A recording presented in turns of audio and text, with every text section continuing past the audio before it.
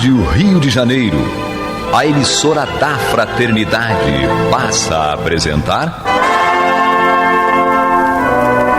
Luz na Penumbra, programa que leva ao seu coração a mensagem da doutrina espírita.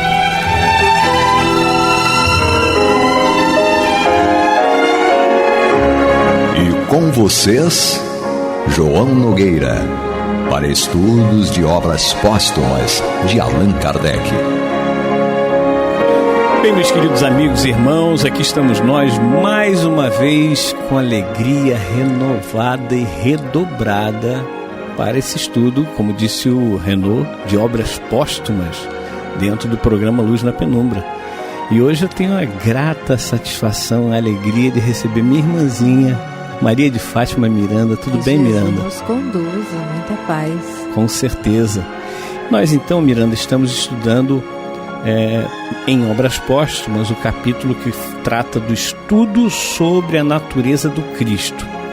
Já vimos 6 parágrafos anteriormente, onde Kardec traz a palavra de várias entidades, inclusive do próprio Cristo, né, a respeito dele, com relação à questão da divindade de Jesus. Sim.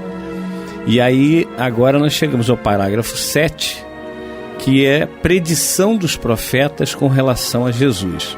Então vamos ao texto. Sim. Além das afirmações de Jesus e da opinião dos apóstolos, há um testemunho cujo valor os crentes mais ortodoxos não poderiam contestar, pois que o apontam constantemente como artigo de fé. É o do próprio Deus, isto é, o dos profetas falando por inspiração e anunciando a vinda do Messias. Ora, aqui vão as passagens da Bíblia consideradas como predição desse grande acontecimento. Vamos a elas. Eu o vejo, porém não agora. Olho-o, porém não de perto. Uma estrela proveio de Jacó, e um cetro se elevou de Israel, e traspassará os chefes de Moabe e destruirá todos os filhos de Sete.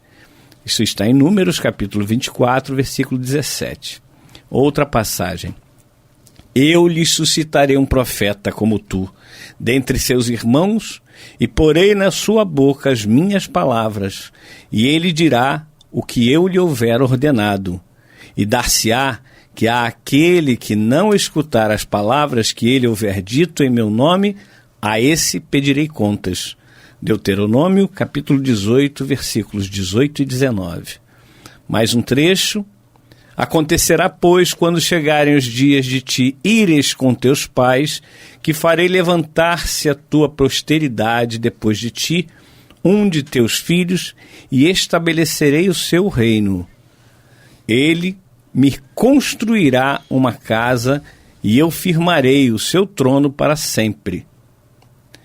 Ser-lhe-ei pai, e ele me será filho, e dele não retirarei a minha misericórdia, como a retirei daquele que foi antes de ti, e o estabelecerei na minha casa e no meu reino para sempre, e seu trono se afirmará para sempre. Deuteronômio, capítulo 17, versículos 11 a 14.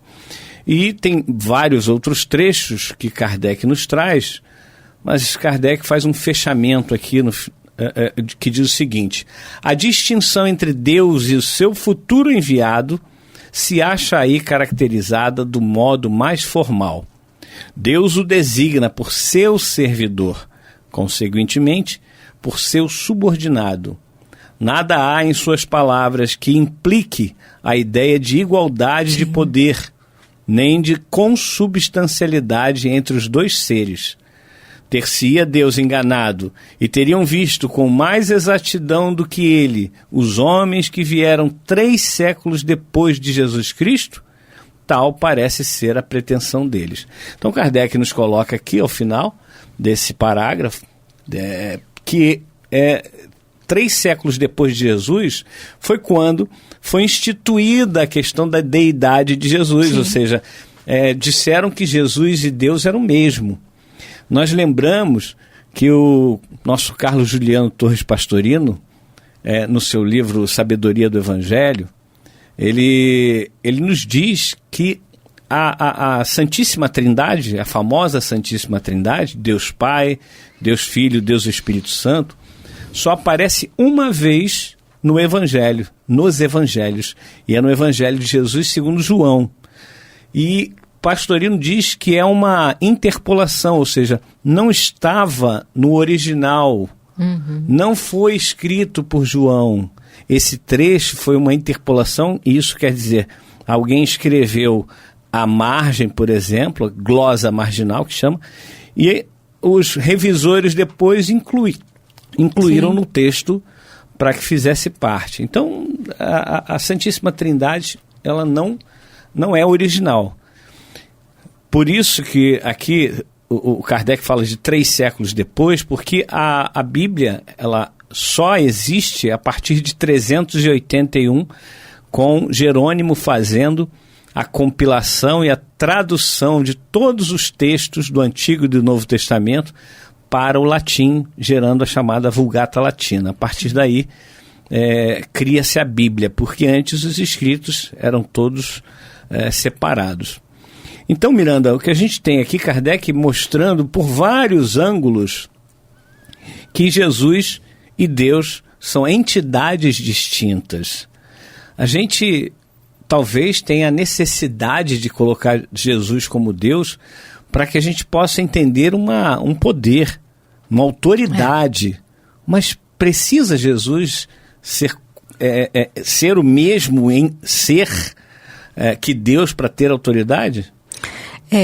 Pela nossa imaturidade psicológica, nós precisamos de um referencial. Não tínhamos a compreensão que hoje a doutrina nos traz, não é? Então, Jesus ele foi visto como sendo um pai espiritual nosso. E levando a paternidade a Deus, ficou fundido na ideia de que ele e Deus seriam o mesmo.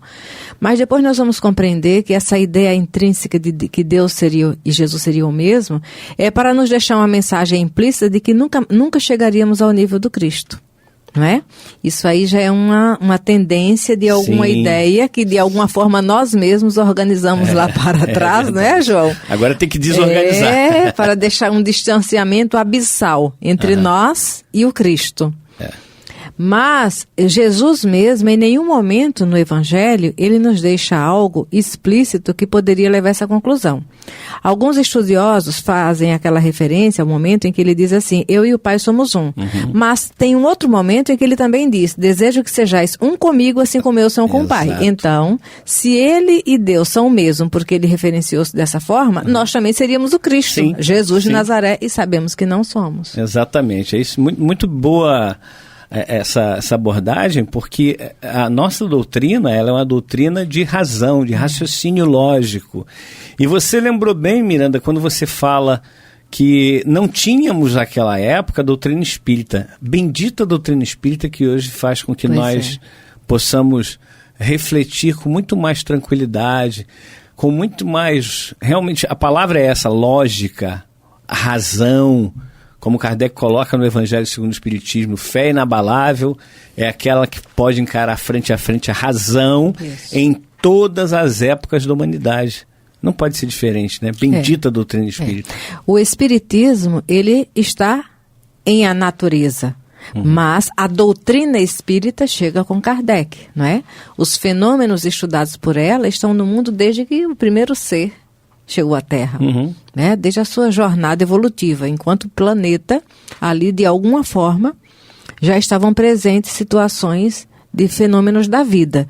Porque quando nós vamos observar mediunidade com responsabilidade com Jesus, mediunidade é vida, não é? Porque quando existe um momento mediúnico, é o psiquismo de alguém que está em evidência e é feita uma leitura dele por outro alguém, que seria o médium, não é? Então, os fenômenos que a doutrina espírita trata e explica estão conosco desde sempre. Desde sempre, com certeza. Se a gente for olhar na Bíblia, no Antigo Testamento, a gente vai ver um monte de fenômeno mediúnico. Kardec trouxe alguns trechos que relatam exatamente esse fenômeno mediúnico. Moisés, um grande médium, que tinha um relacionamento com o Yahvé, que depois nós vamos ver que Yahvé e Jesus são o mesmo espírito, porque, por exemplo, lá em Malaquias, no capítulo 3, versículo 1, o último profeta. Está lá escrito: eis que eu vos enviarei o meu anjo adiante de mim, que preparará o meu caminho, diz Yahvé. Ou seja, Yahvé diz que o anjo, ou seja, Elias, viria preparar o caminho dele, Yahvé, o próprio Jesus. Então a gente percebe que tudo está muito correlacionado e que, como você disse, a mediunidade, ela tem um papel primordial para nos trazer as notícias da espiritualidade. É porque a mediunidade manifesta Deus. Sim. Por isso ela tem que ser tratada com respeito, com maturidade. Nós somos amadurecendo. O lado moral vai ser decisivo nessa relação. Verdade. Não é? Uma coisa também é as pessoas pensarem assim: o bom médium é aquele que... Qual é? O bom médium, nós temos que ter duas leituras aí. Sim. Aquele médium que ele é equilibrado, doutrinado, né, que consegue deixar fluir a mensagem do comunicante, e tem o bom médium e tem o médium bom, que aí é diferente, né? Sim. O médium bom é aquele que está sempre em sintonia, que já se moralizou. Agora, o bom médium é aquele que permite a comunicação com mais fluidez, né? Que interfere menos na comunicação, como dizia Chico. Então, nós temos aí essa mediunidade sendo praticada ao longo do tempo. A partir de agora, o nosso dever maior é nos moralizar, é buscar o reino de Deus dentro de nós e aperfeiçoar esse reino de Deus, para que a gente possa cada vez mais servir com mais qualidade. Sim. Olha, o homem de bem é o bom médio bom. Sim, é isso aí. Não é? Juntou tudo aí, Miranda. Mas, meus irmãos, vocês estão ouvindo e participando, depois pelo YouTube também, o programa Luz na Penumbra. Estamos estudando o livro Obras Póstumas de Allan Kardec, hoje aqui com a nossa Maria de Fátima Miranda, para abrilhantar a nossa nosso corrida estudo. junto, é uma via de mão dupla. É isso, com certeza, né? Mas vamos trazer mais um trecho aqui. Kardec nos traz aqui: o verbo se fez carne, é o parágrafo 8º. E Kardec traz aquele trecho que está no início do Evangelho de Jesus segundo João, o evangelista, que diz o seguinte: no princípio era o verbo, e o verbo estava com Deus, e o verbo era Deus. Ele estava no princípio com Deus. Todas as coisas foram feitas por ele, e nada do que foi feito o foi sem ele. Nele estava a vida, e a vida era a luz dos homens. E a luz brilhou nas trevas, e as trevas não a compreenderam. Houve um homem enviado de Deus que se chamava João. Ele veio para servir de testemunha, para dar testemunho da luz, a fim de que todos crescem por ele. Ele não era a luz, mas veio para dar testemunho daquele que era a luz. Acabamos de falar de Malaquias, né? Da profecia que fala de Elias, que veio para abrir os caminhos para Jesus passar, então, que é o próprio João Batista. Continua aqui o João Evangelista narrando: aquele era a verdadeira luz que ilumina todo homem que vem a este mundo, e o mundo foi feito por ele, e o mundo não o conheceu. Ele veio à sua casa, e os seus não o receberam. Mas ele deu a todos que o receberam o poder de se tornarem filhos de Deus, àqueles que creem no seu nome, os quais não nasceram do sangue, nem da vontade da carne, nem da vontade do homem, mas de Deus mesmo. E o verbo foi feito carne e habitou entre nós, e vimos a sua glória, qual a que o Filho único havia de receber do Pai. E ele, habitou entre nós, cheio de graça e de verdade. Então, o Evangelho de Jesus segundo João, capítulo 1, versículos 1 a 14. Kardec vai dizer alguma coisa aqui, mas esse trecho ele fala por si, né, Miranda? Porque está nos dizendo aquela questão, tudo que se fez por intermédio dele. Quando ele fala que o verbo era Deus, ele não está querendo dizer que era o mesmo Espírito. Vós sois deuses, podeis fazer o que eu faço e muito mais. Exatamente, né? Exatamente. A gente tem que entender a linguagem que é falada. É a divindade, ele fala da divindade que há em nós. Sim. Nós somos a boa semente da boa árvore. Se Deus, em essência, é Espírito, a nossa divindade é essa identificação com o ser espiritual que nós somos em primeiro lugar. É isso. É importante nós termos isso bem claro. E também uma coisa que a gente tem conversado bastante aí nos últimos tempos, é engraçado, né? Porque a nossa vida,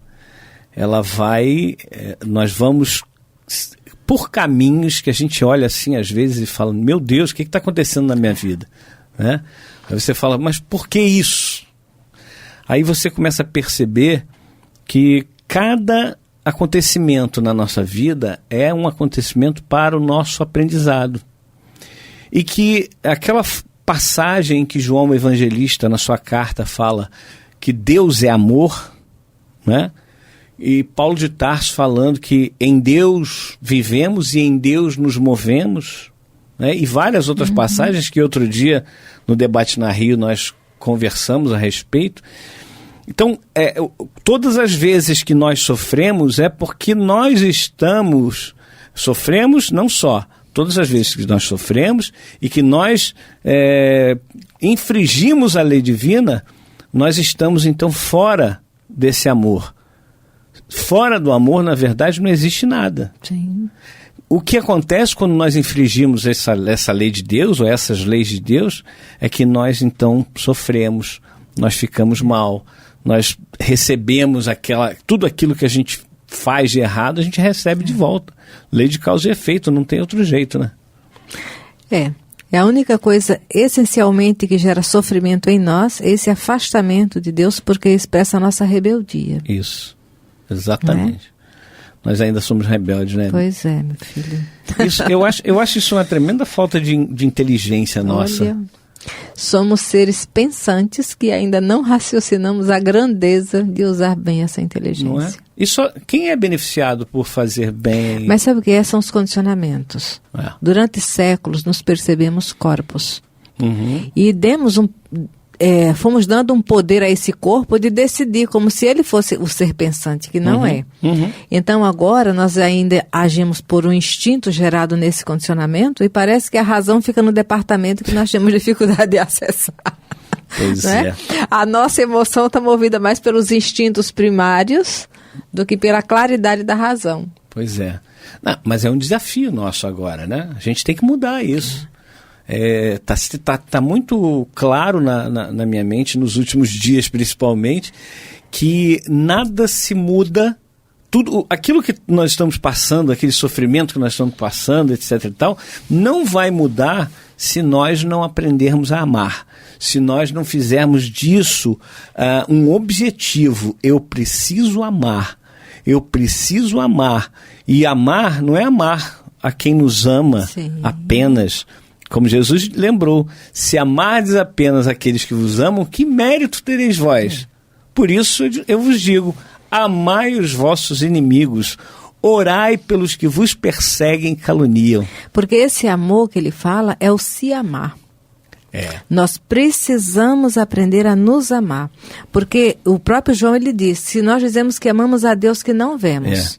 e maltratamos o nosso irmão que nós vemos, somos mentirosos. Exato. Então, tem algo aqui por dentro que nós sentimos. Então, temos que aprender a arrumar esse algo de dentro, não é? E vamos expressar com respeito ao nosso semelhante, consolidando o amor a Deus. Porque é muito interessante. Muito interessante. Mas tem um detalhe que nos auxilia, João. Ao longo de 60 anos, né? Nós estamos aí, pelo menos, usando a razão de uma forma mais incisiva desde os 6 anos, porque a vida nos convidou a tomar responsabilidade que nos era chamada. Então, a gente tem refletido que tem algo que nos auxilia muito, e é por isso que Jesus deixou o pisca-alerta. A cada dia baixa o seu mal.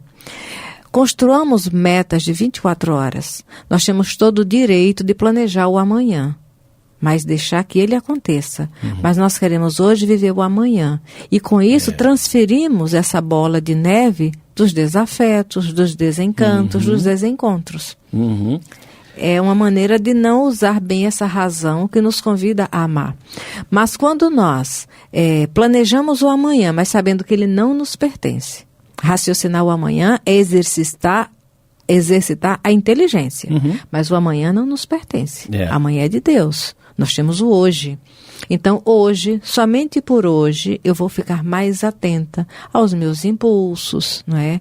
Às minhas situações de conflito, porque eu vou chegar ao final do dia um pouco menos destrambelhada. E amanhã, eu estando aqui, poderei dar continuidade. Tem uma música do poeta Renato Russo, que eu gosto muito, que o refrão diz o seguinte: é preciso amar as pessoas como se não houvesse amanhã. Sim. E se você parar para pensar, na verdade não há. O amanhã não existe. O amanhã simplesmente não existe. Porque quando nós chegarmos amanhã, já não será amanhã. Sim, será hoje. Será o hoje. Então, o amanhã é proposta divina para o ser imortal que nós somos. Agora, não temos posse do amanhã. Exato. Precisamos fazer diferença hoje. A coisa tem que acontecer hoje. Quando eu fico empurrando com a barriga, né, no dizer do povo, eu empurrando com a barriga, o que eu faço é simplesmente adiando a minha própria felicidade. Isso. Eu estou adiando a minha própria felicidade. Ou seja, como eu disse antes, nós temos uma falta de inteligência muito grande, uma falta de esperteza muito grande. Porque se nós fôssemos espertos, nós faríamos o bem só para que a gente pudesse ser feliz. Mas nem isso a gente está fazendo. A gente está simplesmente empurrando com a barriga. Ah, não, amanhã eu me conserto, amanhã eu faço isso, amanhã eu faço aquilo. E o hoje? Quando chegar amanhã, nós vamos dizer a mesma coisa. Empurra para mais um dia, mais 10 dias. Né? Podemos nos fazer felizes já ainda hoje. Pois é. E olha só que coisa mais linda. Quando a gente recebe, né, fazendo os programas na Rádio Rio de Janeiro, às vezes a gente agora está fazendo live, né, por conta da pandemia. E quando a gente consegue trocar isso, né, essas informações que a gente já recebeu, e a gente está trocando, nesse momento estamos trocando com vocês, eu, a Miranda, trocando com vocês esses conhecimentos, né, que nos chegam.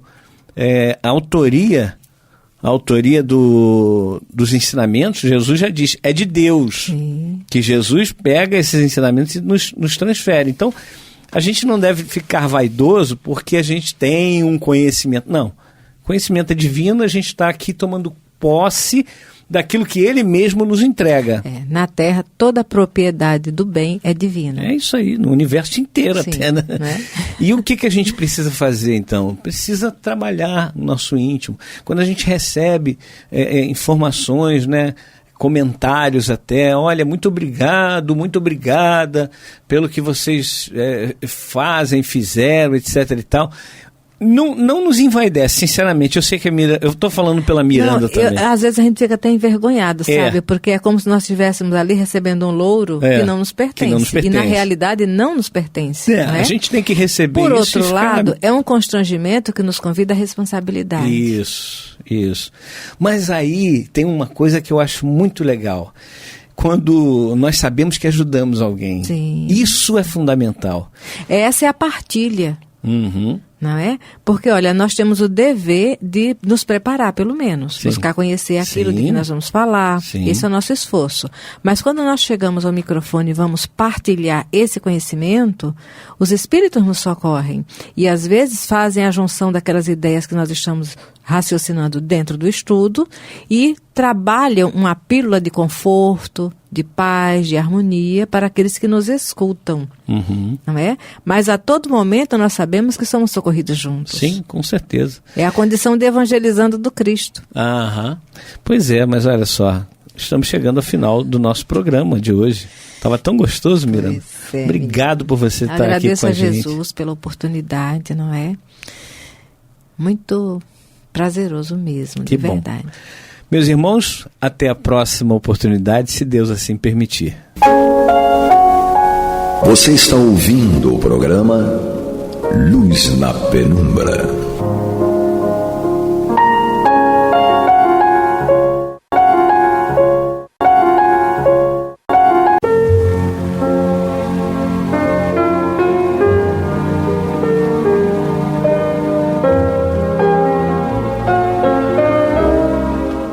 Rádio Rio de Janeiro está levando ao seu lar e ao seu coração a mensagem consoladora da doutrina espírita, através do programa Luz na Penumbra. E agora com vocês, Marta Batista e Antônio de Pádua Barbosa. Olá, amigas e amigos ouvintes. Nós estamos chegando aos seus lares através do programa Luz na Penumbra. E, neste programa, damos prosseguimento ao estudo do Evangelho segundo o Espiritismo, que está no seu capítulo 13, que a vossa mão esquerda não saiba o que dá a vossa direita.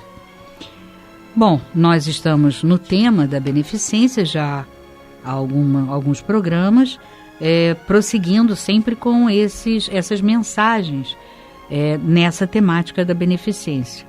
Hoje nós vamos estudar a última instrução de item 16, e quem vai fazer esse estudo, essa reflexão junto conosco é o nosso querido Antônio de Pádua, como toda semana, e dando suporte técnico o nosso estimado Cláudio Almeida. Então vamos pedir ao Antônio que nos traga o último viés, né? Porque cada mensagem dessa teve um viés diferenciado, nos mostrando, nos ensinando e nos falando sobre o que é a caridade, como fazê-la em suas nuances. Então vou dar um olá para o Antônio e pedir que ele comece a reflexão para nós. Olá, Antônio. Olá, Marta. Tudo bem, né? Tudo bem. Bom, meus queridos amigos, vamos aqui fazer um estudo sobre esta última mensagem sobre a beneficência do nosso irmão João, Bordeaux, 1871. Ele toma um viés aqui um pouco diferente. Vamos ver o que ele nos traz.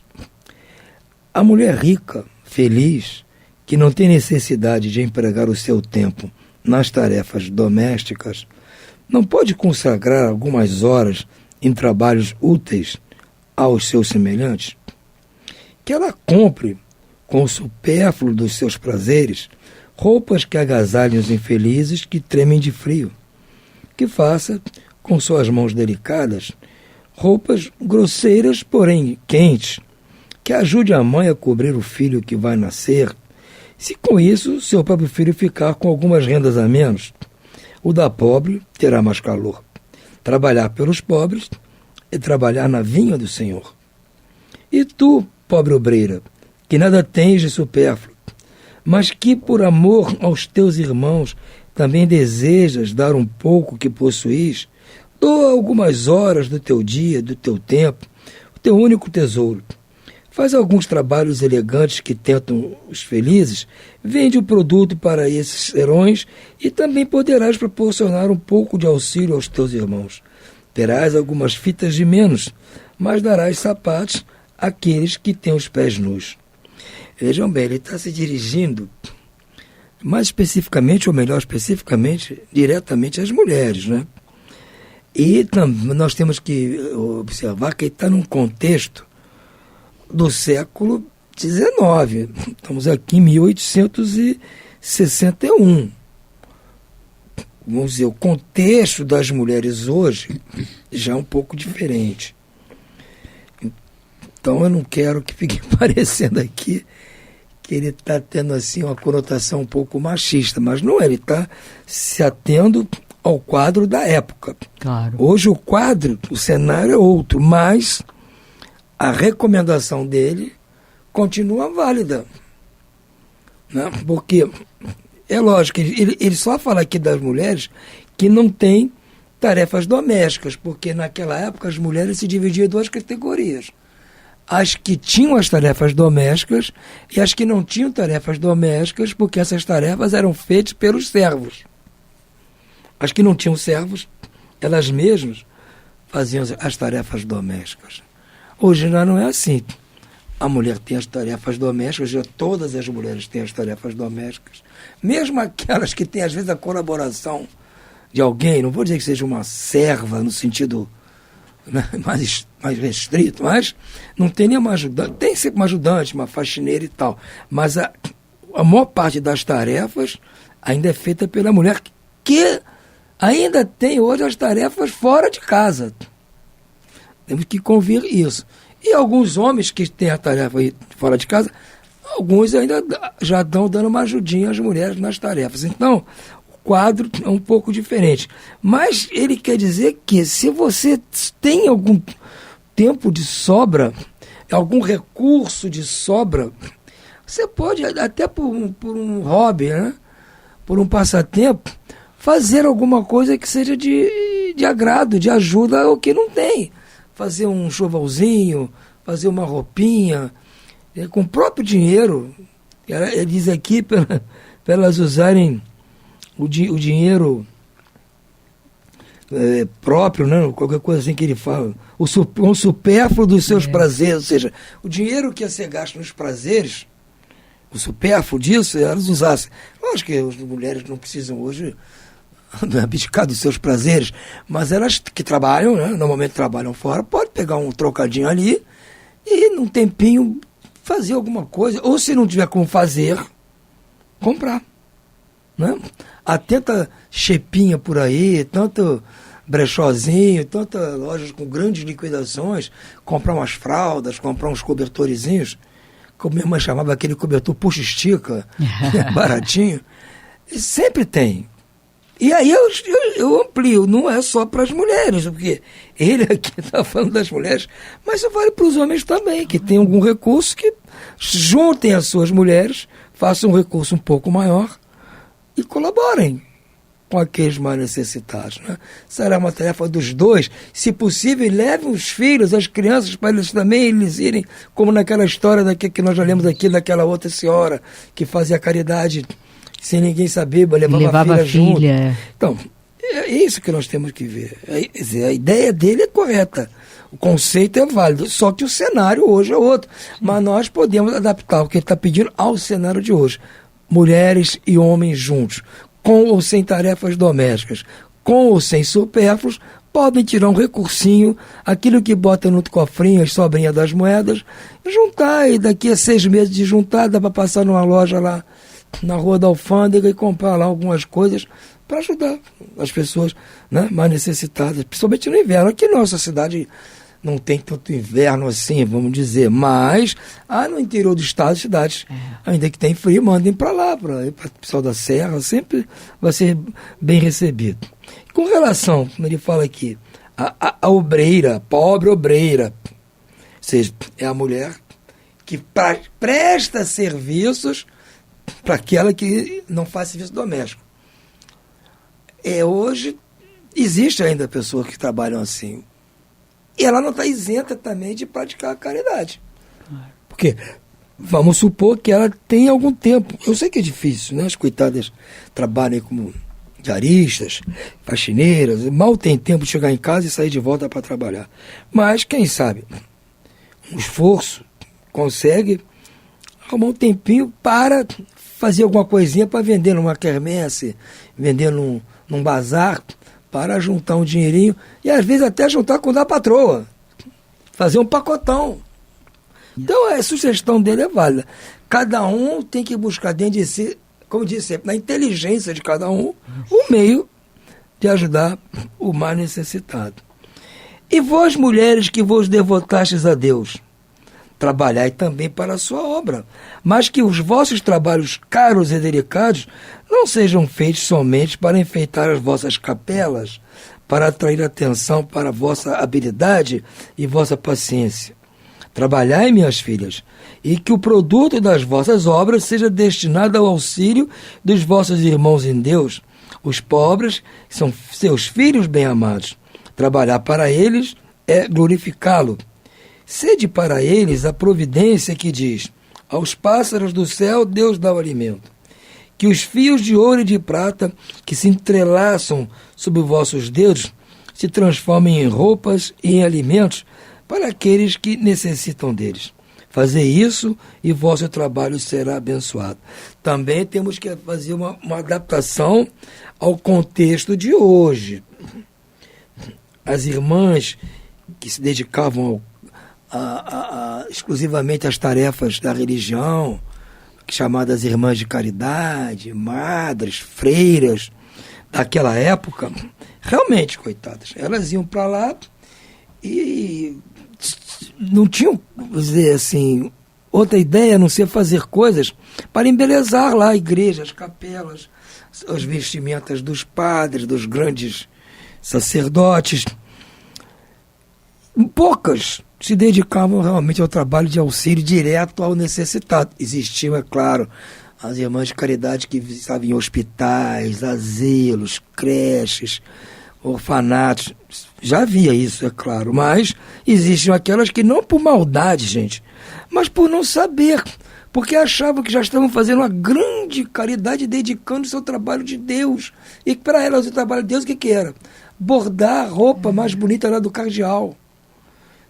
Não estavam fazendo aquilo por dolo, por maldade, por desconhecimento. Então ele precisou vir aqui, ele precisou vir para dar uma orientação. Hoje é claro que as madres, as irmãs de caridade, elas já têm outro foco. Elas realmente hoje estão dedicadas ao trabalho da caridade. A gente vê isso, as instituições que elas trabalham, que elas dirigem, são focadas na caridade. Já passou essa moda dessas roupagens mais sofisticadas. A própria igreja abandonou muito dessas coisas, né? Então não é como antigamente, porque antigamente até as pessoas comuns andavam com roupas todas complicadas, todas cheias de coisa. Então é natural que os sacerdotes também andassem. Era a moda da época. Hoje a moda é mais despojada, mais simples, né?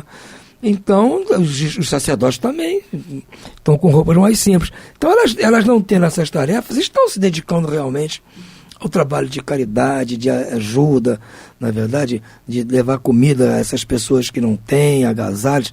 Elas já fazem o trabalho. Devem ter ouvido o conselho do irmão João aqui. Então, nesse ponto, nós ficamos tranquilos. E não vale só para as irmãs de caridade da Igreja Católica, a quem ele se refere aqui, que eram as da época. Mas todas as igrejas fazem isso, seja católicas, protestantes, anglicana, ou os centros espíritas, né? Os centros espiritualistas, todos se dedicam, de certa forma, à caridade. Graças a Deus, isso já é um conceito que está dentro de todos nós. Nós já temos esse conceito. Nós, eu falo, o ser humano, a humanidade. E nós estamos aqui, no caso, aí falam nós espíritas, já estamos tentando apenas, vamos dizer assim, aprimorar para nós o conceito de caridade. Porque o conceito básico de caridade, que é dar alguma coisa a outro, como já estudamos aqui, até no capítulo anterior, a diferença daqueles do saco cheio de coisa e do outro que tinha pouca coisa. Aquele é o conceito que poucas pessoas naquela época tinham, mas que hoje grande maioria tem. Dificilmente você pede uma ajuda a alguém para ajudar uma instituição, a pessoa se nega. Dá até aquilo para se livrar de você, mas dá. Então essa caridade básica imediata é um conceito que hoje já está em todo mundo. Aquele que é jeito que é mal mesmo, não ajuda, é o raro, é exceção. Na época que esse irmão João escreveu, não. Tinha que vir pedir, pelo amor de Deus, já fazer roupinha para o pobre. Ele não está nem indo no conceito da outra mensagem, que foi do Espírito Protetor, já mostrando algo além na caridade, que tem que o sentimento junto e tal. Ele está indo no básico, porque aquela época era necessário, hoje não. Então nós espíritas, graças a Deus, hoje estamos tentando passar por um outro patamar o nosso entendimento do que é a caridade. Não que nós já pratiquemos ou que vamos praticar isso imediatamente, mas se nós já concebemos ou adquirimos o conceito de que a caridade é muito mais do que aquilo que a gente possa imaginar hoje, já é um grande passo que no futuro nós vamos conseguir pôr em prática. Eu não vou conseguir pôr em prática nada no futuro que eu não entenda hoje. Eu tenho que começar a entender hoje para no futuro eu não ter dificuldade de pôr em prática. Porque eu acho que é muito difícil você pôr em prática alguma coisa assim, de repente. De repente ele joga aquela verdade na cara e você tem que passar a agir de outra forma. Qualquer assunto, em qualquer tipo de coisa, mano. É difícil. Agora, se a pessoa recebe uma informação agora, vai maturando aquilo, vai melhorando, ele vai pouco a pouco se modificando e daqui a pouco faz aquilo naturalmente. Assim, isso é a nossa evolução moral. Nós estamos recebendo aqui, gota a gota, essas informações que a doutrina espírita está nos trazendo, desvendando aquela complicação que é estudar o Evangelho do Cristo diretamente com os conceitos da época do Cristo. O Kardec está nos trazendo esses conceitos já mais bem explicados. Mas mesmo assim, deu comecinho, eu estou falando por mim, é o comecinho do estudo. Esses conceitos novos de caridade aqui são coisas que a gente não está pondo em prática hoje. Eu acho que ainda vai demorar muito tempo para nós pormos em prática, mas temos que começar pelo menos a entender o conceito, absorver esse conceito. Graças a Deus, nós espíritas estamos já entendendo isso. Os outros já estão na caridade, mas ainda estão naquela caridade que eu chamo número 1, básica. É ótima. É por ali que se começa. Mas nós temos que melhorar, passar para um nível maior, que não é o nível de resolver aquele problema material ou emocional, o que seja, só por resolver. Nós temos que dar algo de dentro de nós quando praticarmos a caridade. Que é isso que temos que dar de dentro de nós, Marta? É o amor que o Cristo disse, o amor uns pelos outros. Então, a caridade se mistura com o amor. Ela começa sendo algo estritamente material, racional, objetivo, para ser uma coisa sentimental e do coração, não mais do cérebro, do raciocínio, da lógica, mas do coração. É esse caminho que nós estamos aqui começando a caminhar. Estamos começando a ir por esse caminho. E eu vejo que esse caminho vai nos levar a um bom termo e já estamos no caminho certo, eu penso. Né? Sem qualquer vaidade em termos do que a doutrina prega, ou que eu pratico, ou que você pratica, ou outro pratica. Estou dizendo apenas que eu vejo. Claro que isso dentro da ignorância, pô, que eu não sou nenhum sábio. Então, dentro da minha ignorância, até onde eu alcanço, até onde minha vista alcança, eu vejo que nós estamos num caminho bom. E rezo para eu estar certo. Né? Que amanhã novos conhecimentos, novas informações não venham me dizer. Mas pelo que eu estou vendo pelas mensagens que nós recebemos, eu acho que esse é o caminho mesmo. Nós temos que continuar praticando a caridade simples, imediata, objetiva, mas pouco a pouco irmos mudando o tom para a mais subjetiva. E diz aqui: e todos vós que podeis produzir, dai o vosso talento, dai as vossas inspirações, dai o vosso coração, que Deus vos abençoará. Olha, gente, ele está falando uma coisa que é super importante. Hoje vocês vão... Já existe muito isso, vocês vão ver. É o trabalho da arte, daquele que tem algo de sentimento só, tem nada de material. Ele só tem a arte, que vamos dizer assim, é a sublimação do sentimento, é a arte, não é?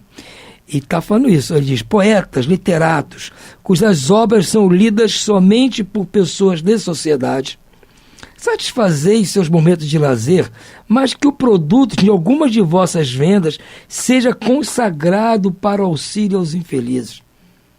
Então, quer dizer, aqueles que são artistas têm a capacidade de oferir algum ganho com as suas obras, que peguem parte desse recurso e usem. Mas aqui ele está falando diretamente com os poetas e literatos, ou seja, a turma do escrivinhado. Então, o que ele diz aqui? Ele está pedindo para satisfazer o seu momento de lazer, mas que esse produto disso seja revertido aos seus infelizes. Eu digo mais, eu acho que façam isso, mas além disso, doem também parte da sua obra para esses infelizes. Porque eles precisam ouvir essas obras, essas poesias, essas prosas, esses romances. Essas pessoas também precisam, elas não precisam só do pão e da roupa. É que, em princípio, na nossa sociedade, é como ele diz aqui, e o modelo ainda persiste. Eram somente lidas obras somente por pessoas da sociedade. Foi aí que me chamou a atenção, porque se está dando só... Não, o contexto é outro, porque a maioria dessas pessoas... que eram citadas naquela época, eram analfabetos. Então ele nem se tocou de falar isso, mas não é o caso hoje em dia. Então, tudo bem, se eu vou escrever um livro, vou dizer 10 mil exemplares, os 1.000 que venderem, eu vou dar o dinheiro para ajudar. Poxa vida, então você fazia 900, 100, você dá o livro mesmo. Isso. Para a pessoa ler, para a pessoa ver. Interessa o assunto do livro, não falando mal da mãe dos outros, tá bom. Entendeu? Pode ser de política, de futebol, de religião, o que for. A pessoa precisa abrir a mente. Não pode falar mal de ninguém. Agora, claro, o resto tá tudo bem. A pessoa precisa isso. Poesia. Poxa, não é que vai encher a barriga de ninguém com isso. Ah, Antônio, quer dar poesia para quê? Tem que dar comida. Não, acho que tem que dar as duas coisas. Não é? Porque a pessoa precisa. Não estou dizendo que é obrigatório dar.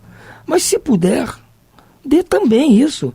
Não acho eu acho que é válido. Não vai dar uma pintura que o cara mora debaixo da ponte, vai pinturar um quadro antes, mas um livro, o cara pode usufruir daquilo que está escrito. Às vezes muda a vida da pessoa. E às vezes ele vai sair daquela situação porque leu alguma coisa no livro que lhe deu uma motivação que a espiritualidade é que sabe de onde veio. Não custa a gente pensar nesse ponto também. Pintores, escultores, artistas em todos os gêneros, que a vossa inteligência também venha em auxílio dos vossos irmãos. Por isso não tereis nem menos glória, mas eles terão alguns sofrimentos a menos. Então esses nossos irmãos da área plástica podem, né, das artes, podem, não digo ceder a próprio objeto de arte, porque não vai ter entendimento, mas alguma coisa pecuniária, oferida do lucro disso, podem. Assim como os irmãos, que aí nós vamos chegar lá, que ele não fala aqui, mas os irmãos que trabalham na arte cênica, de repente, vai ser complicado levar a arte a essas pessoas onde elas estão. Talvez distribuir uns convites, que eventualmente eles possam assistir uma peça, assistir um programa de TV no auditório, ou o que seja. Mas nós já vemos que muitos desses... Olha como é que o mundo muda, Marta. E ele aqui não falou isso. Mas hoje, se você vai num hospital, principalmente de criança, tem os irmãos lá fazendo arte, vestido de palhaços, de bichinhos animados, aquela história toda. Tem grupos que vão lá ler poesia para as pessoas doentes, tocar violão. Então, claro que o irmão aqui na época não pensou nisso, mas hoje nós podemos chamar a atenção. Porque isso é caridade também, está dando de si, está dando o que tem de melhor. O que o artista tem de melhor que não a sua arte, Marta? Verdade. Entendeu? E, às vezes ele é um duro, coitado, um artista duro, mas tem a arte, e que para ele tem o maior valor, então ele está dando o que ele tem de valor. É esse conceito que nós espíritas temos que abraçar, se nós quisermos ficar na vanguarda do fora da caridade na salvação. Essa é caridade. Nós temos que ir para isso aí. Todos vós podeis ser bondosos, em qualquer classe social a que pertençais. Sempre tereis alguma coisa que possa ser partilhada, seja o que for que Deus vos tenha dado. Deveis uma parte do que Ele vos deu àquele que precisa do necessário, porque se estivesses no lugar dele, ficarias bem contente que alguém dividisse convosco. Vossos tesouros da terra serão um pouco menores, mas vossos tesouros no céu serão mais numerosos. Já colhereis centuplicados os benefícios que semeardes aqui na terra. Então, Marta, é isso aí. O recado do nosso irmão João. Verdade. Que nós demos o que há de melhor ao nosso tempo, a nossa arte, a nossa capacidade de fazer alguma coisa, um objeto, um artesanato, uma comida, o que seja, está ao nosso alcance. Inclusive nos dá prazer em fazer. Vamos dividir esse prazer com aqueles menos afortunados. Certo? Sem dúvida, Antônio. É interessante, né? Porque aqui a mensagem foi específica, né, para duas classes, né? As mulheres, de um modo geral, né? E, que no caso, né, naquele contexto histórico era um pouco diferente, né? Como você bem falou, e também aos artistas, né? Aqueles que podem dar alguma coisa, como ele diz, dá do que podeis produzir. Dai o vosso talento. Quer dizer, que a gente dê o talento ou o tempo, né? No caso das mulheres, naquela época era o tempo, né? Muito embora as mulheres agora, de modo geral, trabalhem. Elas tinham o talento da costura, é um talento. Exatamente. Bordar, costurar. Isso, preparar enxoval, né? E muitas ainda têm esse tempo disponível, né? Muitas que são mulheres até preparadas, mas que são muito ricas e que por algum motivo resolvem não trabalhar. Então elas têm tempo também para oferecer. E o próprio artista, como você bem falou, né? Dê daquilo do teu talento. Quer dizer, os talentos, né, que vão ser justamente aquilo que a gente vai oferecer, e a nossa caridade vai ser uma caridade para ajudar a sutilizar o perispírito dos nossos irmãos de caminhada. Porque a arte promove, né, essa sutilização, com certeza. Então, que a gente entenda, né, que caridade está em tudo, a todo momento, em todos os lugares, em todas as circunstâncias, né? Tudo, até mesmo quando você às vezes está caminhando na rua, né, e você passa por alguém, né, que deixa cair alguma coisa, você para a sua caminhada, pega o que caiu e vá ao encontro daquele para entregar. Isso é caridade, né? Então que a gente repense esses modelos de caridade que nós fazíamos de uma forma, né, obrigatória, de uma forma forçada, que a gente passe a trabalhar isso, né, se treinar, modificando os nossos pensamentos, para que um dia a nossa caridade seja natural, como ele fala. Não é isso? Mas o nosso tempo esgotou, vamos ficando por aqui. Desejamos a todos serenidade e muita paz.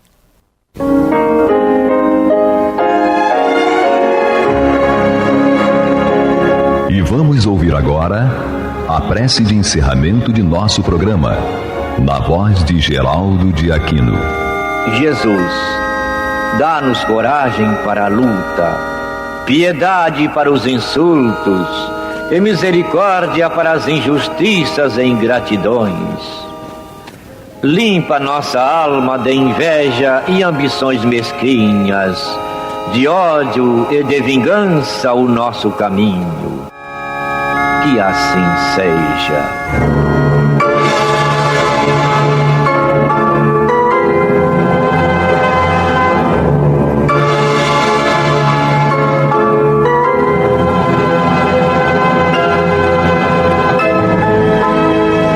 Acabamos de apresentar o programa Luz na Penumbra.